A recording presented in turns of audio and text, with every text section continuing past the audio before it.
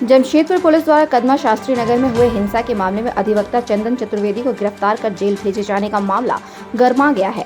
चंदन चौबे की गिरफ्तारी और उसे हथकड़ी लगाकर जेल भेजने के खिलाफ बुधवार की सुबह अधिवक्ताओं ने कोर्ट में हंगामा किया और कामकाज को भी बाधित कर दिया।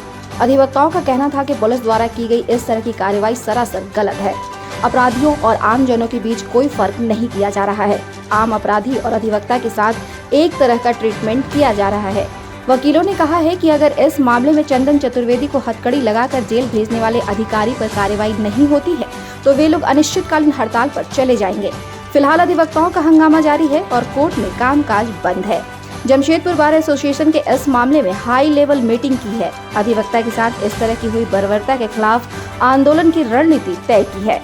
बता दें कि कदमा में रविवार की रात 2 गुटों में हुई झड़प के मामले में पुलिस ने 24 घंटे हाजत में रखने के बाद विश्व हिंदू परिषद और गौ रक्षा आंदोलन से जुड़े 7 युवकों समेत एक वकील चंदन चतुर्वेदी को मंगलवार की शाम जेल भेज दिया था।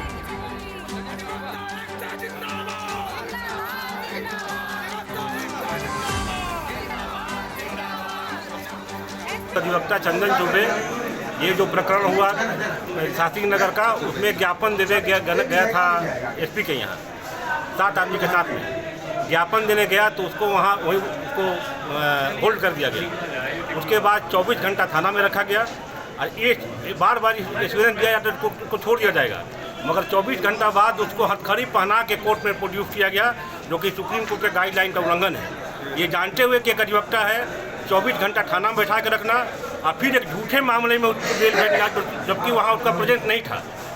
कानून के खिलाफ जाके और अपना रुतबा दिखा के एक अधिवक्ता का आम लोग के साथ अन्याय किया ही है। ये जानते हुए कि अधिवक्ता के साथ अन्याय किया, इसलिए उनका सारे अधिवक्ता आज सेकेंड हाफ में अपने काम झड़क रखे हुए हैं। आगे की रणनीति कल फिर तय की जाएगी। इसका अविलंब में रिहाई की नहीं, अभी सबसे पहला मांग है कि जिन लोगों ने ये आपराधिक कृत्य किया है पहले उन पर कार्रवाई हो।